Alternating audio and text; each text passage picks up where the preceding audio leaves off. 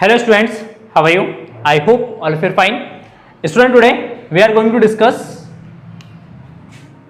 resistance of the conductor. Resistance of conductor. ठीक ना, revision video है, इसका पार्ट थर्ड है. इलेक्ट्रिसिटी का रिवीजन वीडियो का part third, that is resistance. सुनो, व्हाट इज द रेजिस्टेंस? देखिए प्रीवियस वीडियो में हमने डिस्कस किया था, लेक्चर में हमने डिस्कस किया था कि डेट कि potential is proportional to I, electric potential is proportional to I according to Ohm's law. तो यहां से जब प्रोपोर्शनलिटी का साइन हटाते हैं तो एक कांस्टेंट आता है, that is R, and R is equal to V upon I, and this constant R is called resistance. This constant R is called resistance. तो रेजिस्टेंस मींस, तो resistance basically it is a property of a conductor. किसी भी conductor की एक property होता है, या हम कह सकते हैं कि किसी भी मटेरियल की प्रॉपर्टी है. एक मटेरियल की प्रॉपर्टी है, जब किसी मटेरियल्स में से करंट पास होता है या करंट फ्लो होता है तो उस मटेरियल की प्रॉपर्टी है वो करंट को रेजिस्ट करता है. उसके अंदर चार्ज फ्लो होता है, वो चार्ज को रेजिस्ट करता है, उसको अपोज करता है, मतलब उसको रोकने की कोशिश करता है. तो मटेरियल की इस प्रॉपर्टी को ही हम क्या कहते हैं? रेजिस्टेंस कहते हैं. That is called resistance. तो resistance is the property by which it oppose or resist the flow of charge through a conductor. Clear है? तो अपोजिंग फोर्स है या अपोजिंग प्रॉपर्टी है या रेजिस्टिंग प्रॉपर्टी है, जो मटेरियल्स में से कोई भी चार्ज फ्लो होता है या करंट फ्लो होता है तो उस करंट को रेजिस्ट करता है. ठीक ना? So now according to Ohm's law, R is equal to V upon I. Resistance R is equal to V upon I, potential upon current, potential upon current, and unit इसको measure करते हैं. Resistance of, unit of resistance is ohm. क्या होगा? ओम. इसको हम ohms बोलते हैं. ठीक है?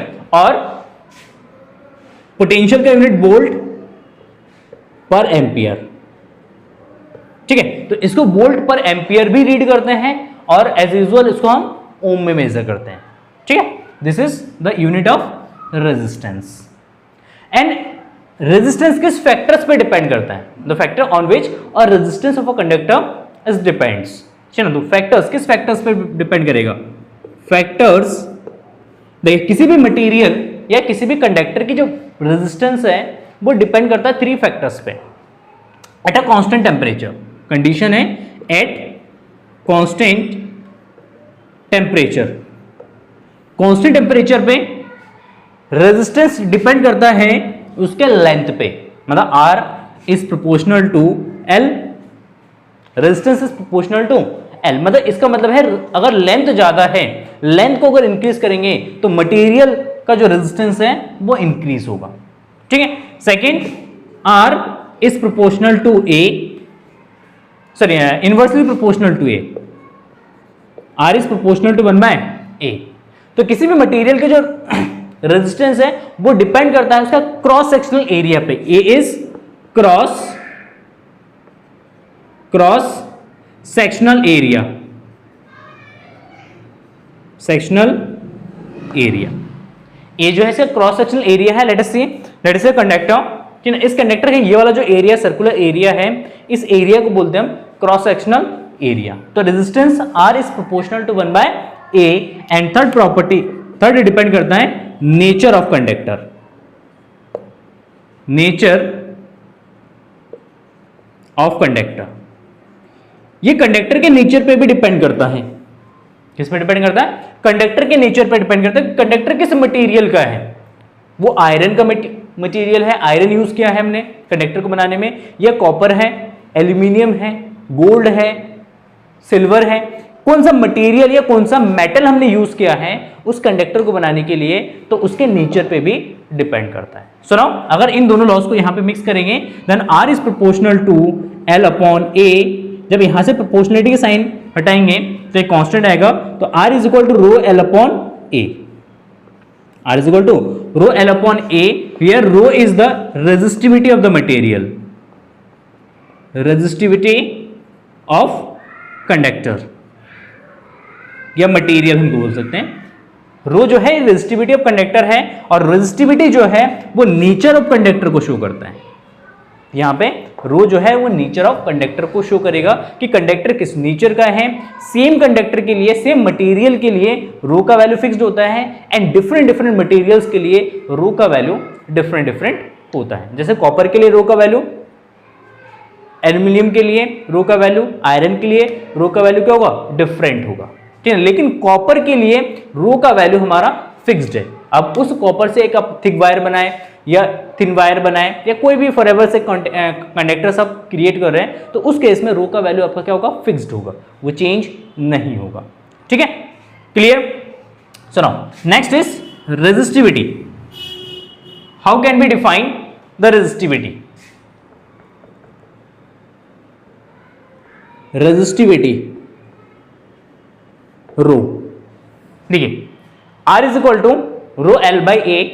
Let us suppose if L is equal to 1 meter and A is equal to 1 meter square, then R is equal to rho L upon A.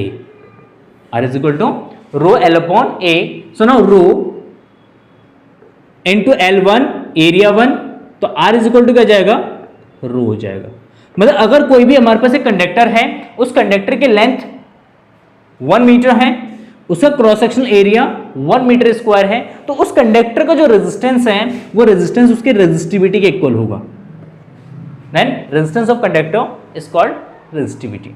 तो resistivity को डिफाइन करेंगे, it is the define as the resistance of a conductor of unit length and unit cross sectional area. Unit length mean 1 metre square, unit cross sectional area means 1 metre square.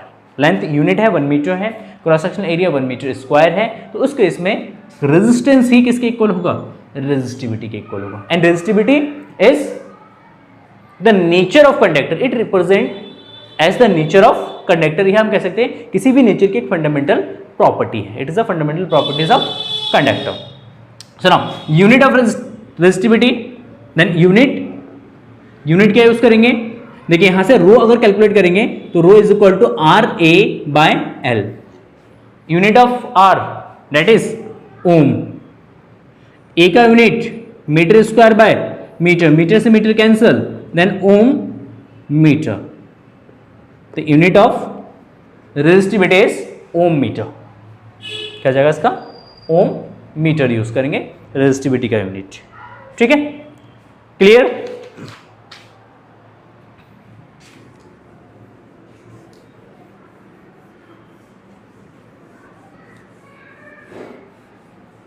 सारी चीजें हम discuss पहले already कर चुके हैं, detail में discuss कर चुके हैं, रिवीजन वीडियो है, इसको शॉर्ट में, ठीक है ना, और जो मेन पॉइंट्स हैं उन्हीं पॉइंट्स को हम डिस्कस कर रहे हैं ओनली, ठीक है, मेन पॉइंट्स।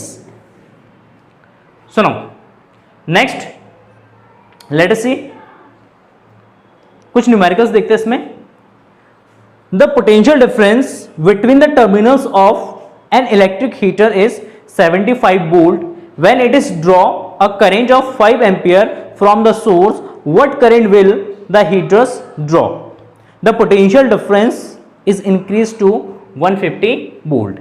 देखिए कह रहे कि 75 वोल्ट पे एक हीटर सोर्स से 5 एम्पियर का करंट ड्रॉ कर रहे हैं। अगर हम वोल्टेज को इंक्रीज कर देते हैं 75 से 150 वोल्ट, तो उस केस में वो कितना करंट ड्रॉ करेगा, ठीक। देखिए दोनों केसेस में यहां पे सबसे पहले एक चीज इंपॉर्टेंट फैक्ट कि R इज इक्वल टू क्या होता है आपका, V upon I, resistance R is equal to V upon I, what resistance does not depends on voltage and current.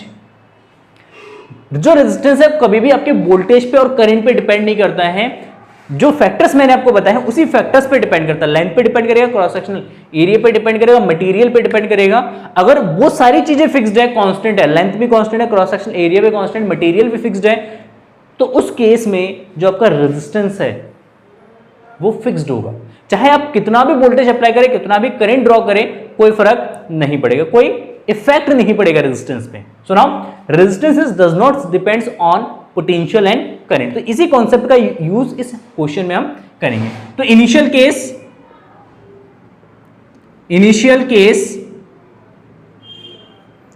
Current I is equal to 5 ampere and potential difference is given 75 volt. Then resistance of heating wire, resistance of heater wire, heaters wire, ठीक है, कितना resistance होगा, that is R is equal to V upon I. So now V is what 75 by I is what 5 ampere. तो 5 से इसको divide करेंगे, that is 15 ohm. Then R is equal to जो आपका 15 ohm, R is equal to 15 ohm हो जाएगा. ठीक है, क्लियर. अब ये R जो है हमारा क्या है, फिक्स्ड है. अब वोल्टेज को कितना भी चेंज कर दो ये चेंज नहीं होगा, करंट को कितना भी ड्रॉ करो रेजिस्टेंस चेंज नहीं होगा, ये 15 ओम ही रहेगा, फिक्स्ड नहीं होगा. In a second case, final case में पोटेंशियल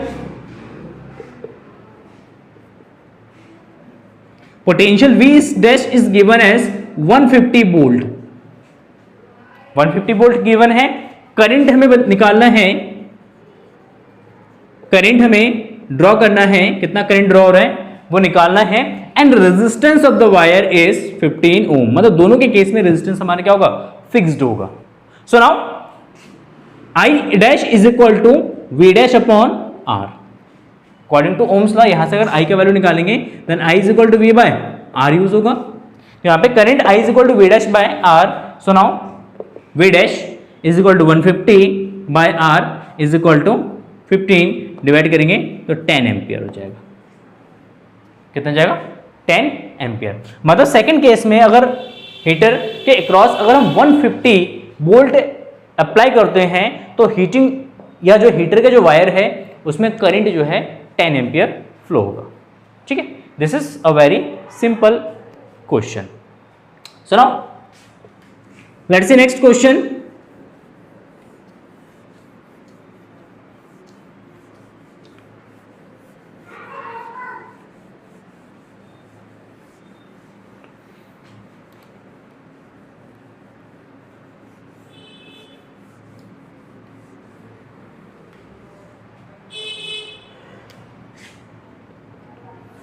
Next question.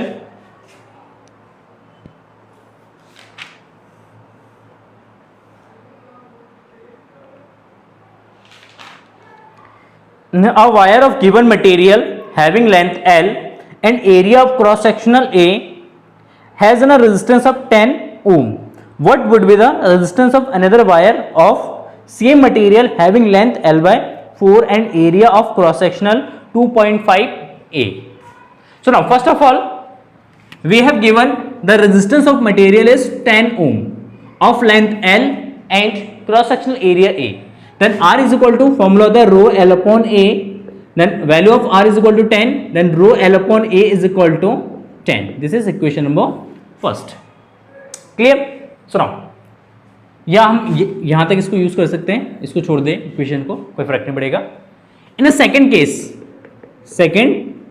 केस में कह रहे मटेरियल सेम है लेकिन L जो लेंथ है वो जो L by 4 एंड एरिया जो है वो है 2.5 A.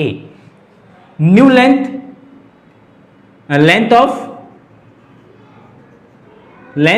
Of second wire that is L is equal to L dash is equal to L by 4. इसको L डैश से रिप्रेजेंट करते हैं. And area of second wire, area means cross sectional area, that is A dash is equal to 2.5 A. 2.5 A. So now resistance R dash is equal to rho L dash by A dash. Use करेंगे, formula same रहेगा. Length and area को change कर देंगे L dash upon A dash. So now rho into L dash. L dash is what? L by 4 and A dash is what? 2.5 A. Clear? 2.5 नीचे आ जाएगा तो rho into L by 4 into 2.5 into A. That is 2.5 into 4 that is 10. कितना है 10 into rho L by A and rho L by A is equal to R. So now 1/10 into R, तो ये 1/10 into R, R is equal to what 10 ohm. 10 से 10 को divide करेंगे that is 1 ओम. ठीक है, मतलब सेकंड वायर का जो रेजिस्टेंस होगा वो कितना जाएगा आपका 1 ओम हो जाएगा. ठीक, सुनो let's see next question. Next question, the resistance of a metal wire of length 2 meter is 30 ohm at temperature 25 degree Celsius. If the diameter of wire is 0.6 mm, then what will be the resistivity of the material at that temperature? उस temperature पे material की जो resistivity है वो कितना होगा. ठीक है, तो सुनो, let us see that length of the wire is 3 meter and resistance of wire is 30 ohm at 25 degree Celsius, मतलब रूम टेम्परेचर पे है. Diameter of wire, diameter is given as 0.6 mm, 0.6 mm. Clear, diameter given है. Resistance हो जाएगा, sorry radius हो जाएगा r is equal to 0.3 mm, इसका half हो जाएगा. डायमीटर का हाफ क्या होता है आपका रेजिस्टेंस होता है. सुनो 0.3 mm 10 टू की पावर माइनस 3 मीटर, तो पॉइंट को हटा के ले जाओ तो 3 इंटू 10 टू की पावर माइनस 4 मीटर्स को लिख सकते हैं. तो डिस्टेंस रेडियस इतना हो जाएगा. Then area of cross sectional, तो A is equal to pi r square. Then resistance R is equal to rho L by A. देखिए क्वेश्चन में हमें क्या निकालना है, रेजिस्टिविटी कैलकुलेट करना है. So now resistivity rho is equal to R A by L. R is equal to 30 by L 3 into A pi R square. सुनो इसको डिवाइड करेंगे तो 10 into pi 3.14 into R 3 into 10 to की power minus 4 का square. 10 से इसकी multiply करेंगे तो 31.4 इंटू 3 का स्क्वायर 9 इंटू 10 टू की पावर माइनस 8. 9 का मल्टीप्लाई कर देंगे इससे. 9 4 जा 36, कैरी 3, 9 1 जा 9 प्लस 3 12, कैरी 1, 9 3 जा 27, 27 प्लस 1 28. तो 1 प्लस बाय डेसिमल है तो यहाँ पे आ जाएगा डेसिमल इंटू 10 टू की पावर माइनस का 8.